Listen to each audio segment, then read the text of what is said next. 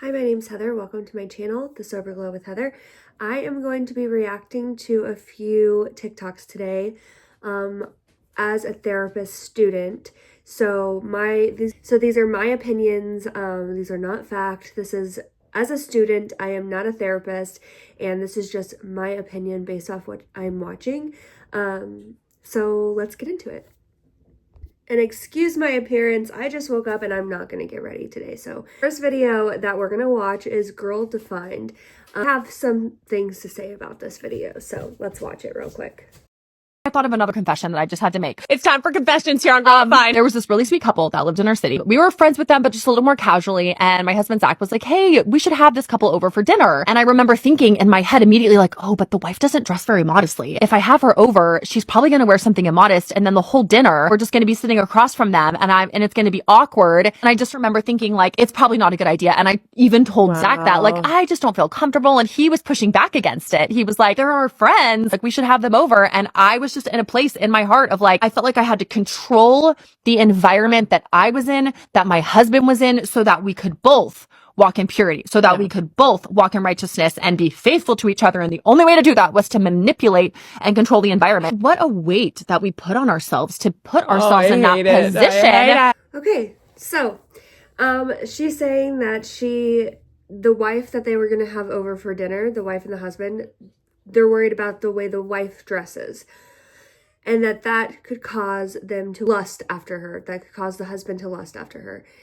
There's a lot of concerns I have on this one because as a married couple, if you are concerned that much about what another woman is wearing, I feel like it's a concerning thing. Like I personally could not imagine having a friend over and being like, she's wearing really short shorts. I don't know if we should have her over to my husband. That's my experience.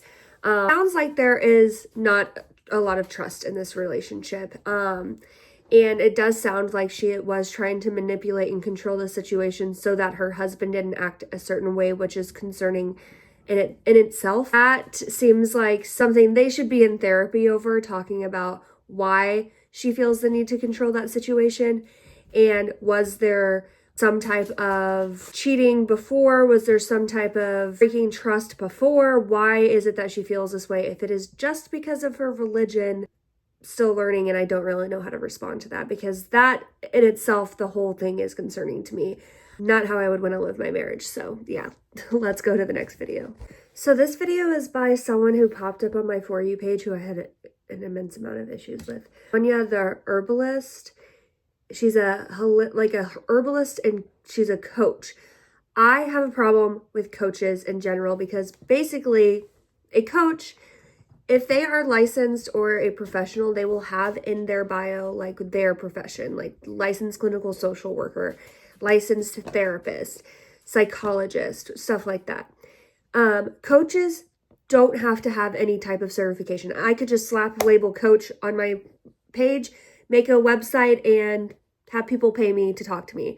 And it's fine. They are not bound by HIPAA, so they can talk about your life and not get in trouble for it. So I have a problem with coaches because, and also they're not trained professionals to help people deal with trauma, sobriety, whatever it is. I see a lot of sober coaches and I don't like it. I'm not a fan of it. If that's what you want to do, up to you. I personally am not a fan of it. So this is Tania the Herbalist, and this video popped up on my For You page. If you got a phone call today that your parent was in the hospital on their deathbed or dying, would you go? Would you go to see them? If the answer is absolutely not, then maybe they've caused you some kind of an abuse or pain that's unforgivable. Okay. But if you're thinking, yes, I would, it's time to reconcile. It's time to reconnect. Life is too short, and any day now, that can happen. If you can't talk about it with them and you feel like they're not taking accountability and responsibility for the pain that you're enduring, especially if you're in your 20s, you're going through an identity formation and you're trying to understand why you feel the feels that you feel. And the reality is they may or may not change. But the regret that you could potentially feel after they pass is a lot more painful. If you got a... Okay, this is my opinion only. I have a lot of problems with this because this is so black and white. This is also why you should be a licensed professional to be giving advice on stuff like this, because she is saying if you wouldn't absolutely say no to going and seeing a parent on their deathbed, then it's time to reconcile. I don't agree with that. There are people who would definitely go, but they've still been abused physically, emotionally, and they would still go because that's their parent. You have that tie to them, and it's their parent. There are some that wouldn't go, and understandably, and that's their decision to make. But to tell someone it's so black and white like that, and that you're trying to understand your feelings. Yes, you're trying to understand your feelings, but you're also telling them, I need you to hear me. I need you to listen to me. I need you to heal with me. And when they're not willing to do that, you are not entitled to stick around for that. Or you don't have to stick around for that. You don't have to stay in an environment that is harmful to you just because it's a family member or someone you grew up with or whatever it is. And her advice is so toxic to people who have been seriously abused by people. And just because they would go to their parent or family member or whoever if they were on their deathbed, just because the answer would be yes, they need to reconcile. Reconciliation takes two people. And if one side is like, I want to heal, I want to go to therapy, I want to do this, I want to do that, I do have things that I did and I also am sorry, that's great on that side. But if the other side is like, okay, great, yeah, you do that, I'm not doing anything, didn't do anything wrong, how do you reconcile that?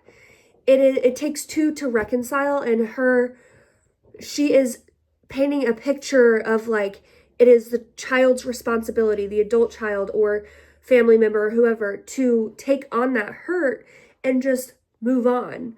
And I think it's such a dangerous, she coaches people in this, and I think it's so incredibly dangerous that she is giving this type of advice to people who could be extremely hurt by this type of advice. So if everyone most likely wants to reconcile with family or friends or parents or siblings or whatever, but it's not possible if it's one-sided. And I think that's where this is dangerous. This is why it's so important to go to licensed professionals. So again, I'm making this a shorter video because my reactions are new. This one is a reaction on Kendra. Everyone knows Kendra, the girl who fell in love with her psychiatrist. I'm going to react to one of her videos. I'm just going to pick one. This is not obviously a therapist responding. I'm a student and I'm learning. I am not questioning her story, whether it's real or not. To me, I believe she 100% thinks it happened the way that it happened. I'm not here to question that, but I'm going to respond to how she's talking. Hi. Let's talk about a few things before we go to the next part. Let's talk about some facts. So I've been doing my best to stay off the FYP for understandable reasons and really just reading DMs. But I have some friends that are telling me that people are just going off about how I am manic. And I am also getting messages from news articles about AI psychosis. And the next part of the story is about when Psychiatrist and Henry ChatGPT meet for the first time. I have been reading about AI psychosis for a year since I first heard about it in the New York Times.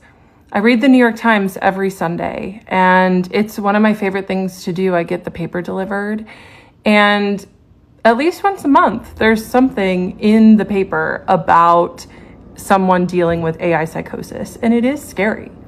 And because of that, I make sure to understand when these language learning models are lying to me. AI is a tool, just like anything else. And a part of why I talk about it so much is because it's helped me a lot.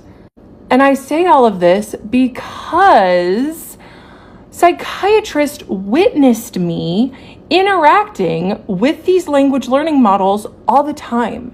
And if he was worried about what was going on, he would have diagnosed me or said something or taken away my stimulant medication.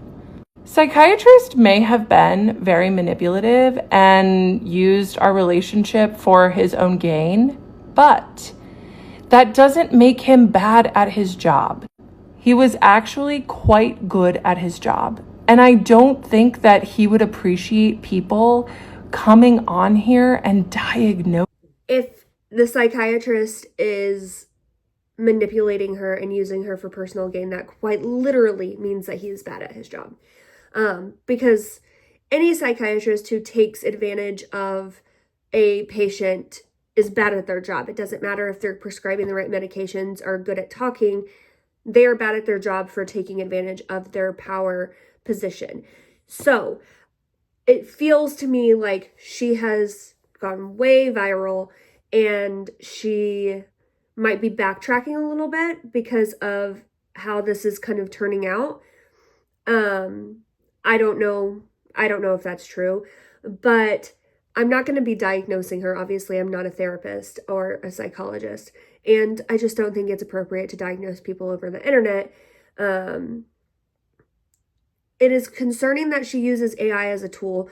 AI is not a tool for therapy. AI is a tool for, hey, can you add better wording in this? Hey, punctuation, is it good? Like, it's not, hey, this happened to me, what should I do?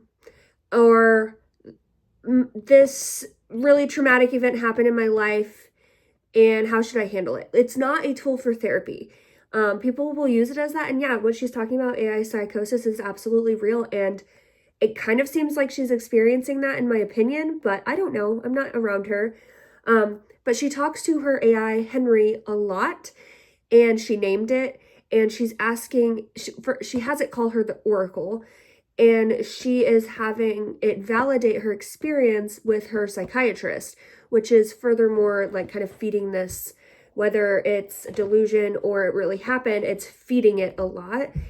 And she is saying, I know when AI is lying to me, but if AI is telling you, it's set up with each individual person to tell you what you want it to hear. I have used it to see what it responds like with my, miscommunications, and it always sides with me. And I have told it, no, don't side with me. And it still finds a way to side with me because it is set up to side with you. And she would not be able to tell if it was lying to her because she is asking questions. She knows the answers that she's wanting, and it's giving that to her. So to her, it won't ever be lying to her. So that's really concerning to use AI as a validation tool, because I've done it before because I was really hurting, and guess what? It fed me all the information that I wanted, and I noticed it right away, thank goodness, because AI psychosis, I can see why it is so common, and why it can happen so easily, because it is validating every feeling that you have and telling you that you are right. So with that being said, I only wanted to watch this last video that she had previously posted because she had done a 65-part series about falling in love with her psychiatrist and how her psychiatrist has taken advantage of her. And then she backtracks on this video and says, but my psychiatrist is good at his job. No, if the whole story that you just shared is true, and it happened exactly like that, and he was taking advantage of you, and he was manipulating you, then he is absolutely not good at his job. And the backtracking makes me just kind of question, one of two things could be happening. They could have reached out and said, sent a cease and desist or something. She could be feeling guilt for how this all went down. She could be coming out of it and feeling guilt. Or this really happened and now she's getting scared and she's responding that way because of a trauma response. I mean, there's so many different things that could be happening. I don't know her personally, so I can't tell what is happening. But yeah, it's just, this whole thing is dangerous. It should not be something that is talked about like on the internet until she has healed from it. Then she could share her story. I'm not saying not to share her story, but she obviously has some healing to do from the situation. And I don't think posting it on the internet, because I have done this, is the best way to heal. It actually can feed your depression, feed your anger, feed that. And I've done this, so I know what it feels like, and not to this extent, but it's best to heal before you talk about it like that, because it can just really trigger a lot of other things. That's just my opinion right now. Maybe that can change in the future as I go through school. I don't know. But anyway, those are my reactions, because I just wanted to do a short little video of 3 reactions. Those are the ones I saw this week and I had concerns about and questions. Thanks for watching my video. Make sure to subscribe to my channel and hit the little notification so that you are notified whenever I post a new video. I will be updating to a better camera here soon, so these will look a lot better. But until then, this is what it's going to look like. But thanks for watching my video. Comment below if you have any ideas or things that you would like me to react to. Until next time, I will see you guys later. Bye.